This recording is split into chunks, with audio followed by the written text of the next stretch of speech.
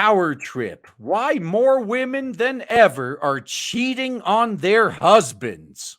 More women than ever are cheating on their husbands. And then these same women keep wondering why they can't find a man when they inevitably get divorced. So Nikki has been married for 15 years and she's been cheating on her husband for 12 of them. And this is one of those double standards too. A lot of people, when they read something like this, they're just immediately going to go to like, well, what is the guy doing wrong that makes her want to cheat on him? Meanwhile, if this was the opposite, if this was like the guy cheating on her for 12 years, everyone would be like, oh my God, what a horrible man. No one would consider, like, well, what was she doing to make him cheat? This mother of two. I wonder who the kids, who the father is, huh? Who is in her late 30s, keeps track of her potential paramours via a spreadsheet, and has an untraceable Google Voice number for communicating with her suitors, and arranges rendezvous through WhatsApp. She generally juggles multiple sexual partners at a time, and once had sex with 4 different men on the same day. Sure, one of those 4 hookups lasted all of 20 minutes, but she didn't care. All she wanted to, she didn't want to be cuddled. And these are the women that are pretty much asking, where have all the good men gone? Afterwards, she says she showered, took a work meeting, and went on a dinner date and had fun with another man.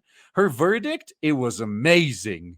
Man, if you're a guy, get your kid's DNA tested. Like, seriously? More women than ever are cheating on their husbands. You can't be. I mean, I at least hope she's before she got pregnant. I hope she was at least smart enough to only cheat on with men that were the same race as her husband is. At least be smart enough to do that. And yeah, this is a good way to get and spread STDs. Like, so imagine if all of a sudden you have a new STD and the only person you've been having sex with is the same woman for 15 years. That would kind of be a dead giveaway, wouldn't it? Like, well, I'm not the one who's been cheating. You know she'd try to blame you for it, though. If she got an STD and gave it to you, she would immediately try to spin it as, oh, you must have cheated on me. And guess what? Almost everyone else would believe her. If it's he said, she said, they almost always take her side. So unless you got proof, you're in for some trouble. So it was so cool because I got to really be in the driver's seat and get exactly what I wanted. And I just happened to feel sexually greedy that day. Nikki, not her real name. Well, obviously, if her husband found out, she wouldn't have a husband for long. Reveals in the new iHeartRadio podcast, She Wants More, hosted by author Joe Piazza. It's such a power trip to be able to command the sexual presence of people you desire and have them fulfill whatever it is you need. It's crazy. Yet it's bad when men do this, by the way. Yeah, men are creeps when they do this. Nikki appears on the first episode of She Wants More, Piazza's 8-part series examining female infidelity. Piazza, herself a married mother of 3, has spent the last 5 years interviewing wedded couples in the podcast Committed. But about 2 years ago, she learned that a friend of hers was cheating on her spouse. And then she learned of another and another. And guys are learning of this too. And they're no longer playing along. So let me just tell you this. You know what's going to happen? Guys are... They're not going to go away from women completely, but what they're going to do is they're not going to commit to women. Guys see women behaving this way, they're just going to start seeing them as nothing but booty calls. Like, okay, you know what? I know you're having sex with like 4 other dudes at the same time, but I don't care because you're not my partner. You're just a booty call. So whenever I want that power that you seem to crave so much, I'll do the same thing. I'm going to call you up. You're going to come over for a booty call. And then when you're going to cry about how no one wants to wife you up, I'm just going to shrug and say, I have no idea why that could be. You're such a catch. So Piazza was shocked and intrigued. I was seeing so many more whammons I know have affairs and a lot of whammons I didn't expect. So what's that saying? That's saying you should expect them all. She spent a year interviewing some 24 women of different age groups and ages and backgrounds from all over the country about their extramarital affairs. From a young gymnastics coach who fell in love with her husband's best friend. Yeah, if you have an affair with your so-called best friend's wife, are you even really friends? To an accomplished 60-something who's been happily cheating on her husband with multiple partners for over 30 years. And if she found out her husband was doing the same thing, imagine how mad she would be. Like this, I want to see a story of this, like one of these women who like proudly and happily cheats on her husband, finds out that her husband was doing the same thing, and I wonder how she'd react. So the podcast tells their stories with additional insights from experts like Susan Shapiro Barash, whose book on women's affairs, A Passion for More, inspired the podcast. At first, I went into it with my own judgment. Piazza admitted I'm married, so I was like, oh my gosh, this is the worst thing you can do. But she learned that women's had all sorts of complex reasons for seeking sex outside their marriage, and that doing so did not ruin their lives because they didn't get caught. And I want to see this same level of understanding for men cheating, by the way. If a man gets caught cheating, I don't want to hear about how he's such a horrible person for what he did. I'm sure he had all sorts of complex reasons for seeking sex outside of his marriage, and no, it didn't necessarily ruin his life. Now, Nikki says that she has become more confident, more self-assured, and more relaxed since signing up for hookup site Ashley Madison and embarking on her first affair more than a decade ago. Oh, so didn't that site get caught or get hacked? Didn't they do that? Oh shit! At this point, I bet the excuse everyone had was, oh, that's not me, babe. Someone just used my email address as a prank. Oh, that's not really me. Someone just signed up with my address to get me in trouble. No, before she would beg her husbands to spank her or pull her hair, anything that would add more excitement to the bedroom, and then feel embarrassed or ashamed, even undesirable, when he would ignore her requests. I mean, this goes for both men and women. If you're not into the same thing in bed and you refuse to give your partner what he or she wants, they will get it from somebody else. Like this is true. So now Nikki says she's less resentful and less spiteful. I wonder if her husband knows though. Like, oh wow, you stopped asking me for these things. No, that's another red flag, by the way. If guys, if you're dating or you're married and your woman keeps asking for like extreme sexual acts in bed, and then all of a sudden she stops asking for it and she's fine just laying there while you do your thing, you know what's going on. It's not like she suddenly doesn't have those urges anymore. She's just getting them taken care of somewhere else, you know? I don't have a lot of tension built up in my chest or stress or anxiety or any kind of negative cloud that grows within you when you go without for so long. When you start looking at a person like, why can't you understand? Why can't you give me these things? Why are we stuck in this marriage when I deserve to be happy, deserve to feel good? Once again, I want this same level of understanding when the roles are reversed, when men start thinking and asking this same thing. Remember that. So Nikki confesses having that room to breathe just makes you less bitchy, for lack of a better word. Oh God, how much you want to bet her husband is just happy she's not as much of a bitch anymore? While every woman has different reasons for cheating, many of the podcast subjects share similar traits. Often they met their spouses and married when they were very young, late teens, early 20s.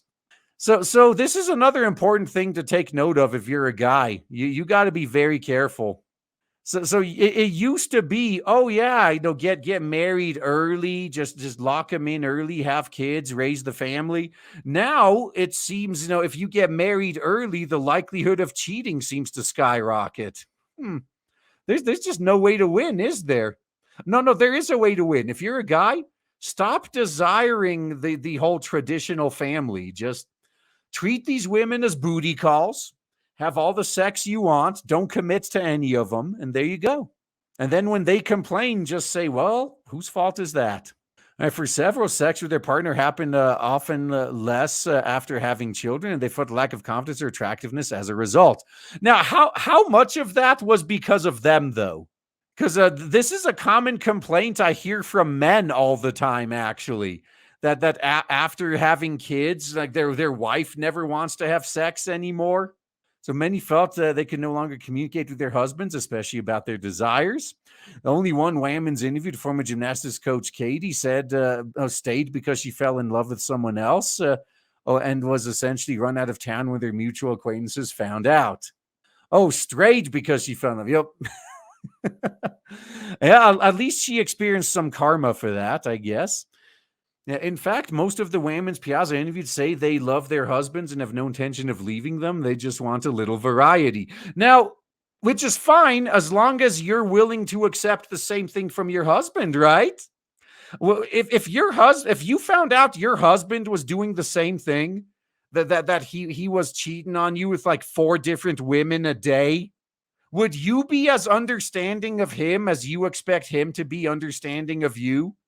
If he told you, like, oh, no, no, I still love you. I don't want to leave you. I just want a little variety. How would you react? If you'd get mad, then you're a fucking hypocrite. Shut up. Yeah, they love their meal ticket. I think that's what it is. They married a guy that's stable and has a lot of money, and they don't want to leave him because the guys that they're having sex with don't have money. And the weird thing about monogamy is that it's like saying red is your favorite color, and then you have to wear red and only red for the rest of your days, says Monique, who's been married for 30 years. What if I wake up, feel like I'm wearing yellow? Does that mean red isn't my favorite color anymore? No, of course not. Guys, I hope you're taking notes because you can use all these excuses now too. Yeah, whenever you get caught cheating, here you go. Just bust out these podcasts. That's right. Girls control sex, but men control relationships and are the ones expected to provide. Booty is booty, but relationships are work. Yeah, remember, you have that power as a guy. You're not forced to commit to them.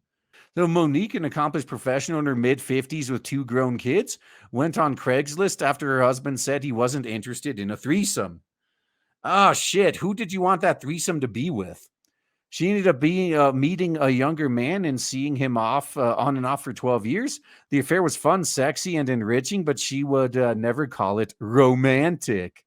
Oh, yeah, yeah. We had all sorts of kinky BDSM sex, but we never kissed. So there was, yeah, yeah, yeah. It doesn't count as cheating, right? Oh, yeah. If we kissed, we'd have to get married, but we didn't go that far. Come on. I'm not a whore. I bet if you asked him what are her children's names, he wouldn't know. Monique says of her first fling. Since then, she has experimented with BDSM, had a threesome, and even wore a corset and a strap on for one partner's erotic Victorian fantasy. Oh God, she's into the pegging, huh? Oh no wonder her husband wanted nothing to do with that. For Monique, sleeping with other people is about having a broad experience of life. And the same excuses are now okay for guys to use when they cheat. So as she puts it, it's an opportunity to meet an intimate level, the kind of person I would not otherwise encounter. So the National Opinion Research Center, Center's General Social Survey found that American wives are 40% more likely to cheat on their spouses in current year minus 13 than in current year minus, what was that, 33, while a percentage of husbands who cheated stayed the same. But are women's really cheating more, or are they just finally talking about it? I think that's what it is, actually. They've always been doing this, but now they're finally being open. I do think that's what it is.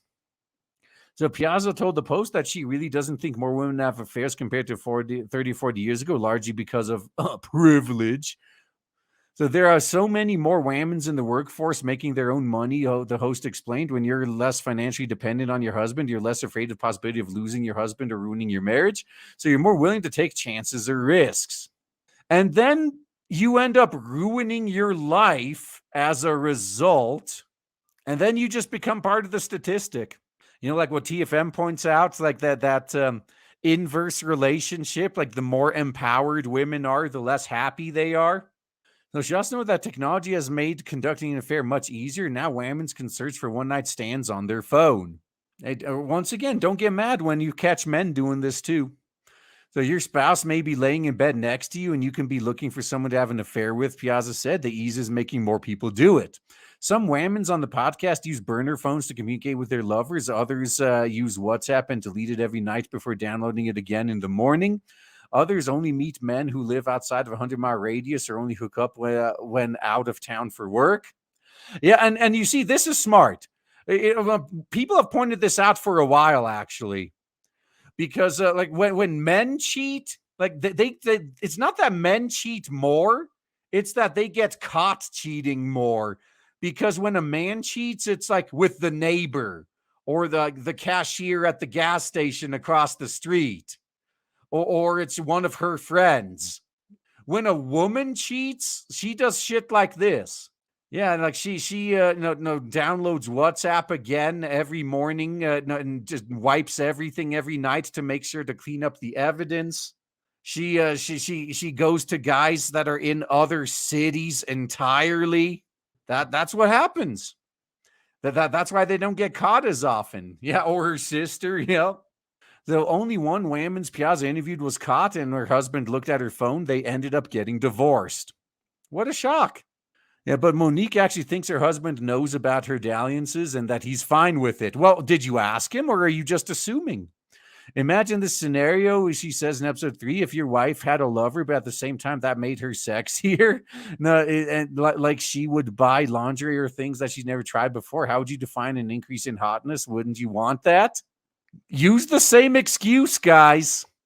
Like, hey, it makes me appreciate you more when I get with other women. Isn't that a good thing?